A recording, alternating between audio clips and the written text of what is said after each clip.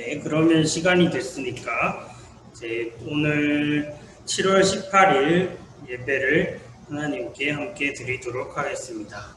먼저 사도신경함으로 예배를 시작하겠습니다. 나는 전능하신 아버지 하나님, 천지의 창조주를 믿습니다. 나는 그의 유일하신 아들, 우리 주 예수 그리스도를 믿습니다. 그는 성령으로 잉태되어 동정녀 마리아에게서 나시고 본디오 빌라도에게 고난을 받아 십자가에 못 박혀 죽으시고 장사된 뒤 사흘 만에 죽은 자 가운데서 다시 살아나셨으며 하늘에 오르시어 전능하신 아버지 하나님 우편에 앉아 계시다가 거기로부터 살아있는 자와 죽은 자를 심판하러 오십니다. 나는 성령을 믿으며 거룩한 공교회와 성도의 교제와 죄를 용서받는 것과 몸의 부활과 영생을 믿습니다. 아멘. 네, 제가 잠시 기도하겠습니다. 사랑하는 주님, 오늘도 우리 동암교회 청소년부의 지체들이 주님 앞에 모였습니다. 코로나로 어렵고 힘든 시기이지만 주님 이렇게 함께 예배하는 가운데 하나님께서 은혜를 넘치도록 허락해 주시고 말씀을 깨닫고 그것이 일용할 양식이 되는 은혜를 허락하여 주시옵소서. 이 모든 말씀 우리 주 예수 그리스도의 이름으로 기도드립니다. 아멘. 네, 오늘 하나님께서 우리에게 주신 말씀은 사무엘상 1장 26절에서 28절까지 말씀입니다. 사무엘상 1장 26절에서 28절까지 말씀입니다. 네, 룻기에서 또 건너뛰었죠. 건너뛴 게 아니라 다음으로 넘어왔죠. 네, 그 사무엘상 1장 26절에서 28절입니다. 제가 대표로 하나님의 말씀을 봉독하겠습니다. 한나가 이르되 내 주여 당신의 사심으로 맹세하나이다. 나는 여기서 내 주 당신 곁에 서서 여호와께 기도하던 여자라. 이 아이를 위하여 내가 기도하였더니 내가 구하여 기도한 바를 여호와께서 내게 허락하신지라. 그러므로 나도 그를 여호와께 드리되 그의 평생을 여호와께 드리나이다 하고 그가 거기서 여호와께 경배하니라. 아멘. 네, 오늘은 한나의 기도라는 제목으로 말씀을 함께 나누려고 합니다. 네, 그 전에 잠시 광고할 것이 있는데요. 네, 원래 오늘 죄송합니다. 오늘 여러분께 깜짝 방문을 해서 출석 선물도 주고 여러 선물도 함께 나누려고 했는데 배송 사고가 생겼어요. 그래서 다른 건 다 왔는데 과자가 안 와가지고 여러분께 오늘 찾아가기가 어렵게 됐어요. 그래서 정말 죄송하게 생각하고 다음 주에 우리가 함께 방문해서 코로나로 좀 거시기 하니까 이렇게 얼굴만 살짝 보고 선물을 나누고 또 공지할 것들, 전할 것들 전하고 그런 시간을 갖도록 하겠습니다. 네, 그러면 다시 말씀으로 돌아갈게요. 네, 요즘 시대가 정말 코로나 시대죠. 제가 일주일 한 열흘 정도 이렇게 보니까 계속 확진자 수가 1000명 넘게 나오고 있더라고요. 그래서 최근에 우리 교회만 그런 게 아니라 정말로 사회 전체, 세계 전체가 이 코로나로 고통을 겪는 시대다라고 할 수 있어요. 참 어려운 시대죠. 근데 생각해보면 코로나가 아니더라도 우리 삶을 생각해보면 참 가슴을 답답하게 하는 문제들이 참 많아요. 많았어요가 아니라 지금도 많죠. 여러분도 그렇죠? 제가 고등학교 때를 가만히 생각해보면 지금뿐만 아니라 그때도 삶은 결코 쉽지 않았어요. 소위 나 때, 코로나 때뿐만 아니라 사실 어떤 때이든지 나름대로 참 힘들었던 거죠. 지나온 그 시절을 생각하면서 지금 생각해보면 당시에 공부하는 거나 친구 관계 맺는 거나 진로 고민하는 거, 대학 생각하는 거 이런 것들은 지금은 별거 아닌 것 같지만 그 당시에는 되게 어렵고 참 힘든 문제였던 것 같아요. 그러니까 어릴 때라고 해서 중고등학생이라고 해서 삶이 꼭 편안하고 쉬운 건 아니었죠. 어른 때도 그렇지만 말이죠. 다만 우리가 나쁜 건 대부분 잊어버리고 좋은 것들을 주로 기억하다 보니까 예전에 우리가 살았던 건 되게 장밋빛으로 보이는 것일 뿐일 거예요. 사람마다 다르겠지만 정말 사람을 절망하게 많은 문제들도 있는데요. 성경에서 자주 나오는 건 이 불임의 문제예요. 이거 정말 답답한 게 자기가 뭘 한다고 해서 뭐 시간이 좀 흐른다고 해서 이게 해결이 되는 문제가 아니거든요. 그래서 우리가 이미 살펴봤던 사람들, 뭐 아브라함의 아내인 사라, 뭐 이삭의 아내인 리브가, 야곱의 아내 라헬, 그런 사람들이 그러했고, 오늘 말씀에서 살펴볼 한나라는 사람도 그랬어요. 우리 청소년부에 있는 그 한나를 떠올리게 하는 이름이죠. 이 이름은 정말 좋은 이름이에요. 이 한나라는 이름은 그 구약 언어인 히브리어로 은혜를 뜻하거든요. 근데 이 이름의 뜻과 달리 오늘 말씀에 나오는 한나의 상황은 안타깝게도 그렇게 좋지는 않았습니다. 오늘 말씀의 시작인 1장 1절에 보면 에브라임 지파에 속하는 엘가나라는 사람이 나오는데요. 1장 1절에 막 족보를 보면 뭐 누구의 손자, 누구의 아들, 뭐 누구의 증손 이렇게 막 족보를 막 써놨어요. 그래서 이게 조선시대 그 양반 가문들의 족보와 비슷하게 이 엘가나라는 사람이 아주 유력한 가문 출신인 걸 드러내주죠. 그리고 2절에 보면 이 사람이 결혼해서 가정을 꾸린 이야기가 나오는데 2절에 보면 이 엘가나라는 사람에게 아내가 둘이 있습니다. 그래서 한국어 번역에는 잘 드러나지 않지만 첫째 아내가 한나이고 두 번째 아내가 브닌나인 걸로 나오죠. 근데 이 둘의 상황이 아주 다른데 브닌나에게는 자식이 있고 한나에게는 자식이 없었다라고 해요. 그래서 한나가 불임의 문제를 겪고 있구나라는 걸 알 수 있죠. 근데 이게 그 단순히 불임인 게 아니라 첫 번째, 두 번째 이런 게 있는 걸 생각하면 한나가 불임이어서 엘가나가 자녀를 얻기 위해서 브닌나와도 혼인했다라고 생각할 수 있게 되는 부분이에요. 그래서 이거 한나의 입장에서 보면 정말 가슴이 찢어질 일이죠. 근데 이것만 해도 슬픈데 한나를 괴롭게 하는 일이 이게 끝이 아닙니다. 3절에 보면 엘가나, 한나, 브닌나의 가정이 1년에 한 번씩 그 하나님의 그 성전이 있는 실로라는 곳에 가서 예배하고 제사를 드렸는데 이때 엘가나가 반복적으로 어떤 잘못을 해요. 그래서 여기에서 그 화목제로 보이는 제사를 드리는데 이 레위기에 따르면 이 화목제는 그 제물을 드린 다음에 하루나 이틀 안에 그 드린 사람이 먹어야 했죠. 그래서 제사 후에 엘가나가 이렇게 음식을 나눠주는데 일단 브닌나와 자녀들에게 약간 나눠준 다음에 한나에게는 갑절, 그러니까 그 2배를 줬어요. 왜 그렇게 했냐 하면 엘가나가 한나를 더 사랑했기 때문이다라고 하죠. 여기까지는 좋은데 이걸 본 브닌나가 화가 나서 한나를 엄청나게 괴롭힙니다. 이건 브닌나에게만 책임이 있다기보다는 엘가나의 처리 방식이 좀 잘못된 것 같죠?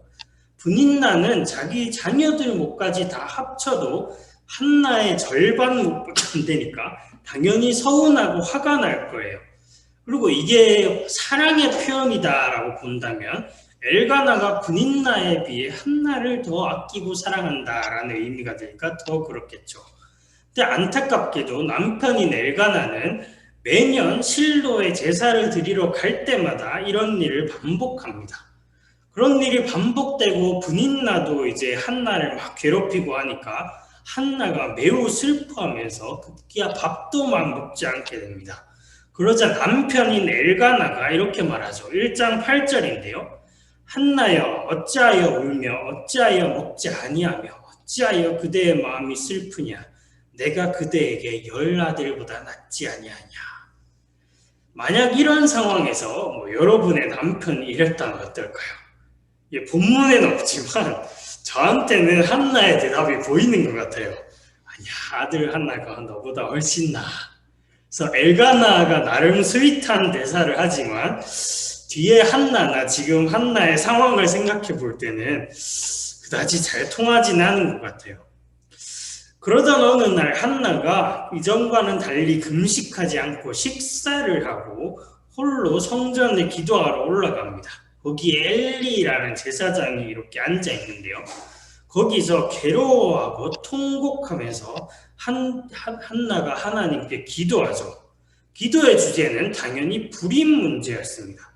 이건 남편 엘가나의 위로로도 해결되지 않는 문제였고 해가 지날수록 더욱 한나를 괴롭게 하고 절망하게 하는 문제였죠. 분인나가 괴롭히는 것만큼이나 자기는 없는 그 분인나의 자녀를 보는 것도 정말 고통스러웠을 거예요. 한나에게는 이때 분노하고 울고 통곡하고 먹지 않는 거 이런 거 외엔 방법이 없었죠. 그래서 지금 기도할 때 맹세까지 하면서 기도하는데 그게 11절 말씀입니다. 우리 한나의 언니인 서희가 지금 이걸 읽을 수 있나 모르겠네요. 이 화면에 나오는 11절 말씀을 한번 대표로 읽어줄 수 있을까요? 서원하여 이르되 만군의 여호와여 만일 주의 여종의 고통을 돌보시고 나를 기억하사 주의 여종을 잊지 아니하시고 주의 여종에게 아들을 주시면 내가 그의 평생에 그를 여호와께 드리고 삭도를 그의 머리에 대지 아니하겠나이다. 아멘.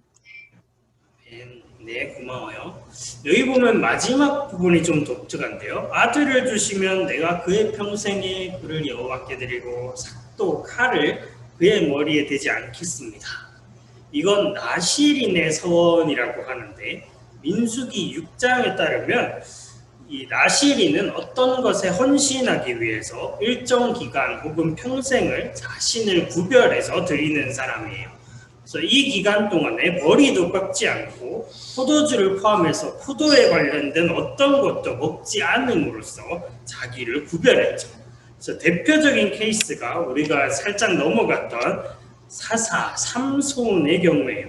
그래서 이 사람은 나실인의 서원을 하면서 태어날 때부터 그 서원을 해서 괴력을 발휘할 수 있었지만 머리를 깎으면 이 나실인의 서약을 어기게 되면 그 힘을 다 잃어버리는 걸로 나와요. 무튼 그러면 한나의 아이도 아직 낳지는 못했지만 만약 낳게 된다면 정말로 하나님께 드려진 삶을 살아야 되겠죠. 근데 사무엘상 1장을 읽다 보면 이걸 생각하면서 볼 때 우리를 좀 당혹스럽게 하는 표현이 있습니다. 이게 1장 5절과 6절인데요. 거기 보면 여호와께서 한나를 임신하지 못하게 하셨다라고 말해요. 근데 한나는 바로 지금 이 하나님 여호와께 기도하고 있죠. 만약 5절이나 6절이 말하듯이 하나님이 한나의 불임의 원인 제공자라고 한다면 기도의 대상이 하나님인 건 정말 이상해요. 만약 하나님이 아예 한나가 임신하지 못하도록 정해두셨다라고 하면 기도해봤자 변하지 않겠죠? 기도하는 게 아무 소용이 없겠죠? 근데 그럼에도 불구하고 한나가 그 하나님께 기도하고 있습니다. 이 문제를 잠시 덮어두고 넘어가면 이 와중에 이 기도하는 모습을 보고 있는 제사장 엘리가 한나를 유심히 보다가 이 한나가 말은 안 하고 통곡만 하고 있는 걸 보고 이 사람 술에 취했다고 오해를 해요. 사실은 한나가 속으로 간절히 기도하고 있었는데 말이죠. 무튼 그런 사정을 몰랐기에 엘리가 한나한테 언제까지 그렇게 취해 있을 거냐, 너 성전에서까지 그러면 안 된다, 술 좀 끊어라, 이렇게 얘기를 해요. 그러자 한나가 아니요, 그게 제가 좀 사정이 있어가지고 술 마신 게 아니고 하나님께 지금 기도하고 있는 겁니다 하고 이제 해명을 하죠. 그렇게 해명을 하니까 사정을 대충 이해한 엘리가 이렇게 답합니다. 17절인데요. 평안히 가라. 이스라엘의 하나님이 네가 기도하여 구한 것을 허락하여 주시기를 원하노라. 그러자 한나의 반응이 되게 인상적인데 뭘 놓고 기도하지도 않고 뭐 하나님이 아이를 주시겠다 이렇게 응답을 하신 것도 아닌데 마치 대답을 들은 듯이 가서 다시는 근심하지 않았다라고 해요. 그리고 다음 날 한나가 다시 집에 돌아가고 얼마 지나지 않아서 엘가나가 한나와 동침합니다. 그때 하나님이 갑자기 딱 등장하세요. 그리고 표현을 보면 여호와께서 그를 생각하신지라고 하죠. 그러자 한나가 기적적인 임신을 하게 되고 그 아이의 이름을 사무엘, 내가 여호와께 그를 구하였다라는 뜻으로 짓습니다.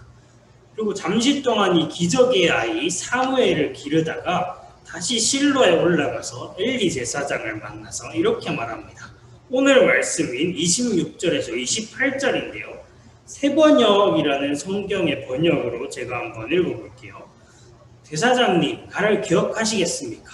내가 주께 기도를 드리려고 이곳에 와서 제사장님과 함께 서 있던 바로 그 여자입니다. 아이를 낳게 해달라고 기도하였는데 주께서 내가 간구한 것을 이루어 주셨습니다. 그래서 나도 이 아이를 주께 바칩니다. 이 아이의 한평생을 주께 바칩니다. 그런 다음에 그들은 거기에서 주께 경배하였다. 그리고 이어서 한나가 노래하는 내용이 2장 1절에서 10절까지 나오는데요. 이걸 한나의 노래, 한나의 기도라고 부르는데 이게 그 신약의 누가복음에 나오는 예수님의 어머니 마리아의 노래와 비슷합니다. 근데 이 내용을 보면 아이를 주셔서 감사합니다 이렇게 기도하는 게 아니라 하나님이 어떤 분이신지를 묘사하고 있어요. 그래서 여기서 나타나는 하나님은 상황을 반전시키는 분으로 나오죠. 그래서 5절 말씀에 보면 풍족하던 자들이 양식을 찾고 굶주리던 자가 다시 굶주리지 않게 되고 임신하지 못하던 자가 많은 자녀를 낳고 많은 자녀를 둔 자는 쇠약하게 되고 이런 식으로 상황을 반전시키는 분으로 나옵니다. 그래서 3절에 보면 한나가 이렇게 노래하죠. 심히 교만한 말을 다시 하지 말 것이며 오만한 말을 너희의 입에서 내지 말지어다. 여호와는 지식의 하나님이시라. 행동을 달아보시느니라. 그래서 한나의 노래의 내용은 한나의 이야기에서 하나님이 어떤 분이신지를 우리가 다시 해석할 수 있게 해줍니다. 분명 아까 한나의 임신을 허락하지 않았던 하나님으로 그렇게 묘사가 되었죠. 그런데 그게 끝이 아니었고 하나님은 한나가 기도할 때 한나를 생각하시고 아이를 허락하신 분, 한나의 기도를 들으신 분으로 나옵니다. 한나의 상황을 반전시킨 분이죠. 근데 만약 우리가 한나가 아이를 낳기 전에 그 시점, 불임의 시점에 멈춘다면 하나님은 그냥 한나의 불임 제공자, 원인의 제공자로서 보일 거예요. 한나의 불임 문제와 같은 우리의 가슴을 답답하게 하는 그런 문제들을 마주할 때 그리스도인인 우리는 그리스도인이 아닌 사람들과는 달리 그 문제를 하나님과 연관해서 생각하게 됩니다. 심지어는 하나님이 그 고통의 원인이다라고 생각하죠. 그리고 코로나는 하나님의 뜻이다, 심판이다 하면서 코로나로 고통받는 사람들을 고통스럽게 하죠. 욥기라는 책에서 고통받는 욥을 보면서 그 욥의 친구들이 이건 너가 죄가 있어서 그런 거야. 하나님께 심판받은 거야. 라고 이 욥을 계속 정죄할 때 욥이 그 친구들에게 이렇게 쏘아붙입니다. 너희는 다 재난을 주는 위로자들이다. 라고 쏘아붙이죠. 만약 우리가 하나님이 고통을 포함해서 단순하게 모든 일의 원인이다 라고만 생각한다면 이건 하나님이 아니라 운명을 믿는 것과 똑같을 겁니다. 정말 그렇다면 모든 것이 그냥 그렇게 정해져 있고 고통받는 이들은 그냥 그렇게 정해져 있어서 고통받는 게 되겠죠. 이건 정말로 재난을 주는 위로자의 말입니다. 그리고 교만하고 오만한 말이죠. 그렇게 엄밀한 의미에서 우리는 고통의 상황이 닥쳐올 때 그 고통이 왜 오는 것인지 설명하지 못하고 설명하지 않는 게 더 좋을 거예요. 그건 고통의 자리를 무시한 교만하고 오만한 말이자 탁상공론에 불과하니까요. 그러니까 그런 말을 할 바에는 차라리 침묵하는 게 나을 겁니다. 그렇지만 그냥 가만히 침묵하고 앉아있으라 이런 말도 아니고 그냥 고통당하는 모습을 지켜보고 있으라 이런 말이 아닙니다. 우리는 한나가 그렇게 했듯이 기도의 자리로 나아가야 합니다. 그렇게 할 때 한나가 근심하지 않고 이제 한나의 아이가 더 이상 문제가 아니라 찬양의 이유가 되었던 것처럼 우리의 문제도 찬양의 이유로 변화될 겁니다. 물론 우리가 기도하는 대로 하나님이 꼭 그대로 이루어 주시는 건 아니죠. 하지만 하나님은 우리가 기도할 때 우리에게 가장 필요한 게 무엇인지 아시고 우리도 알지 못하고 예상조차 못하는 그런 놀라운 일을 우리가 경험하게 하실 것입니다. 그러니 우리 모두 그 하나님을 신뢰하고 어떤 문제이든지 하나님 앞에 나아가 내려놓고 기도하는 삶을 살아가는 그런 동암교회 청소년부의 모든 지체들이 되기를 바랍니다. 저와 여러분의 삶에 그런 기도의 향기가 가득하기를 간절히 소망합니다. 기도하겠습니다. 사랑하는 주님, 오늘 한나가 아이를 놓고 기도하는 그 상황을 보면서 주님, 우리가 고통의 상황 가운데서 어떻게 해야 하는지를 배웁니다. 주님, 고통의 상황 가운데에서 하나님께 불만하고 하나님을 고통당하는 사람들을 하나님의 이름으로 정죄하기를 너무나 쉽게 하지만 그렇게 할 것이 아니라 오히려 하나님께 나아가서 질문하고 기도하면서 하나님의 뜻을 구해야 함을 배웁니다. 주님, 우리가 이 한나처럼 기도하고 간절히 구할 때 주님, 우리가 고통을 벗어나서 평안에 이르고 또한 고통의 문제에서 찬양하고 경배하는 상황으로 나아갈 수 있도록 주님, 우리를 인도하여 주시옵소서. 그런 은혜를 가득 허락하여 주실 것을 믿습니다. 이 모든 말씀 우리 주 예수 그리스도의 이름으로 기도하겠습니다. 아멘. 주기도문 하심으로 예배를 마치겠습니다. 하늘에 계신 우리 아버지, 아버지의 이름을 거룩하게 하시며 아버지의 나라가 오게 하시며 아버지의 뜻이 하늘에서와 같이 땅에서도 이루어지게 하소서. 오늘 우리에게 일용할 양식을 주시고 우리가 우리에게 잘못한 사람을 용서하여 준 것 같이 우리 죄를 용서하여 주시고 우리를 시험에 빠지지 않게 하시고 악에서 구하소서. 나라와 권능과 영광이 영원히 아버지의 것입니다. 아멘. 네, 그러면 잠시 공과를 하면서 이 나눴던 말씀을 다시 한번 묵상해 보도록 할게요. 네, 오늘은 한나의 기도라는 제목으로 말씀을 나눴었습니다. 한나의 기도. 네, 오늘 말씀에서 등장하는 한나, 우리에게 익숙한 이 한나는 어떤 상황에 처해 있었는가 하면 고통과 절망의 상황에 있었어요. 구체적으로는 불임의 상황이었고, 그리고 그 분인나라는 또 다른 그 아내, 좀 심하게 말하면 적이죠. 그 분인나의 괴롭힘을 당하는 상황이었습니다. 엘가나의 잘못, 남편의 잘못도 좀 있었죠. 그래서 이런 상황이 계속 반복되고 있었죠. 이게 참 절박하고 어려운 상황이에요. 근데 이때 한나가 어떻게 했는가 하면 기도하는 모습을 보입니다. 그리고 기도할 때 계속 일어나는 연쇄적인 과정을 보면 기도에서 엘리와의 대화를 하면서 이제 한나가 평안을 얻게 되죠. 그래서 다시는 근심빛이 없더라라는 표현이 나와요.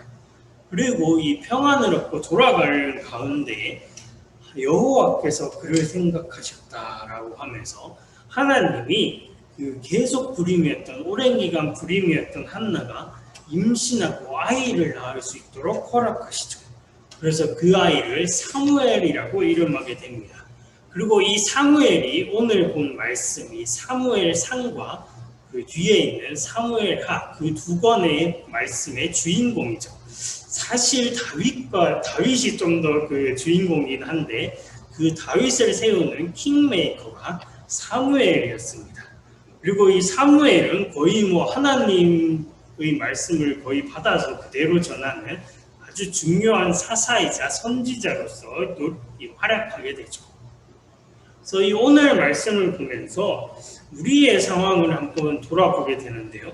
우리 혹은 우리 주변에 참 고통스러운 상황들이 우리도 예상하지 못하게 계속 닥쳐오는 그런 것들을 우리가 참 많이 보게 되죠. 이 코로나도 참 그런 일 중에 하나입니다. 네, 여러분 가운데에도 이 문제로 이 주변에서 고통당하는 그런 경우가 있는 것으로 우리가 알고 있는데요. 이 한나의 이야기에 비추어 볼 때 우리가 어떻게 해야 하는가, 이걸 우리가 한번 생각해 보게 되죠. 우리가 참 많이 듣는 이야기는 우리가 말씀에서도 나눴지만 이 어려운 일들이 이렇게 우리에게 닥쳤을 때 이게 하나님의 뜻이다라고 그냥 쉽게 그냥 판단해 버리는 그런 순간들을 그런 일들을 우리가 많이 볼 수 있어요.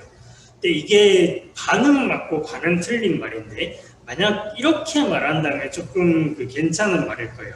그 어려운 상황 가운데 하나님께서 뜻하신 바들이 있다라고 하면 이런 말은 이제 좀 납득할 만한 그런 말이고 우리가 생각해 볼 만한 여지가 있지만 그 어려운 상황 그 자체가 하나님께서 의도하신 우리에게 주신 일이다 라고 말하기에는 이 성경의 말씀 이런 것을 떠나서 우리의 상황을 그렇게 딱 볼 때는 조금 어려운 그런 지점들이 있죠. 우리를 참 어렵게 하는 말입니다. 그게 막 벌을 받는 것 같고 죄를 지어서 심판받는 것 같고 그런 느낌을 주거든요. 그래서 우리가 막 세월호나 이런 안타까운 사건들을 볼 때 그런 뉴스들이 있었어요. 이게 하나님의 뜻이다라고 막 그렇게 쉽게 판단해 버리는 그런 사람들이 있었는데요. 정말 안타까운 일이에요. 그런 소식을 딱 들으면 그런 고통받는 상황 가운데 있는 사람들 그 상황이 해결된 것도 아니고 자기가 어떻게 할 수도 없고 정말 막막한 상황에서 그런 걸로 2차 가해를 당하는 거죠. 정말 안타까운 상황입니다. 기독교가 하나님의 이름으로 그 사람들을 그렇게 고통스럽게 하는 그런 상황이 되는 거죠. 위로를 주기보단 말이죠. 그러면 우리가 그런 상황이 있을 때 어떻게 해야 되는가? 한나는 그 상황에 기도해야 한다라는 걸 우리에게 가르쳐 주는데요. 그게 우리가 신앙적으로 대처하는 방법입니다. 근데 그냥 기도해야 된다라고 하면 좀 막막하잖아요. 근데 우리가 성경에서 가장 고통당하는 사람들의 케이스 그리고 그 말들을 가장 많이 볼 수 있는 곳이 바로 시편이라는 책입니다. 그래서 이 시편에 보면 별의별 이야기들이 다 있어요. 막 자기가 막 고통을 당하는데 그 원수들을 막 저주하고 하나님 제발 이 사람 심판해 주세요라고까지 말하는 그런 사람들도 나오고 이 고통당하는 가운데 막 하나님 왜 저를 이렇게 내버려 두십니까 하면서 막 탄식하는 사람들도 나와요. 그래서 그런 사람들의 이야기를 읽고 보다 보면 우리의 상황을 다시 한번 생각해 볼 수 있게 되죠. 그리고 그 말들이 마치 이스라엘 공동체가 그러했듯이 그 말들로 우리가 또한 함께 하나님께 기도할 수 있게 됩니다. 우리의 상황을 그 상황과 겹쳐서 또 한 번 생각하고 우리의 말들을 그 사람들의 말을 빌려서 표현하고 우리의 상황을 하나님께 아뢰을 수 있게 되죠. 예수님도 예외가 아니었어요. 예수님도 시편의 말씀을 인용해서 이스라엘이 그렇게 기도했듯이 십자가에 달리셨을 때 내 하나님이여 내 하나님이여 어찌하여 나를 버리셨나이까 라고 부르짖는 모습을 우리가 봤어요. 근데 여기에서 역설적인 그 표현 버리신 그분이 또한 내 하나님이다 라는 그 표현은 사실 하나님께서 이 고통의 상황을 우리를 고통받는 상황을 보시고 그 상황 가운데서 우리를 건져내시기를 바라는 아주 간절한 기도인 것이죠. 그래서 예수님께서도 그러하셨듯이 우리도 그 시편이나 이 한나와 같은 사람들이 기도하는 것들을 보면서 그 말들을 보면서 우리의 상황 또 우리 주변의 그 고통당하는 상황들을 함께 생각하고 또 기도할 수 있는 그런 사람들이 되었으면 좋겠습니다. 네, 그래서 이 한나와 그 시편의 그 기도들을 우리가 생각하면서 한 주도 그렇게 함께 보냈으면 좋겠습니다. 네, 그래서 함께 드리는 기도를 제가 대표로 읽고 마치도록 할게요. 사랑하는 주님, 오늘 한나의 이야기를 통해 고통스럽고 어려운 상황 가운데에서도 그리스도인인 우리가 어떻게 해야 하는지에 대해 배웠습니다. 불임으로 고통스러워하던 한나가 하나님을 찾고 하나님께 기도할 때 하나님께서 어떻게 역사하시는지를 보았습니다. 주님, 우리도 어려운 상황이 닥쳐올 때 하나님 앞에 기도의 자리로 나올 수 있게 도우시고 또한 고통받는 이웃들을 위해 기도함으로 함께하는 그리스도인이 될 수 있게 인도해 주세요. 예수님의 이름으로 기도드립니다. 아멘. 네, 이번 한 주도 정말 수고하셨고 더운데 시원한 곳에서 잘 방학 기간을 짧지만 잘 보낼 수 있었으면 좋겠습니다. 네, 다음 주에 아까 광고한 대로 우리 그 출석 상품과 여러 선물들을 가지고 여러분들을 잠시나마 방문할 테니 반갑게 인사하고 또 나누는 그런 시간들이 되었으면 좋겠습니다. 네, 이번 한 주도 잘 보내고 정말 수고했고 오늘도 정말 고생 많았습니다. 네, 그러면 다음 주에 봐요. 안녕. 한 주 잘 보내요. 안녕.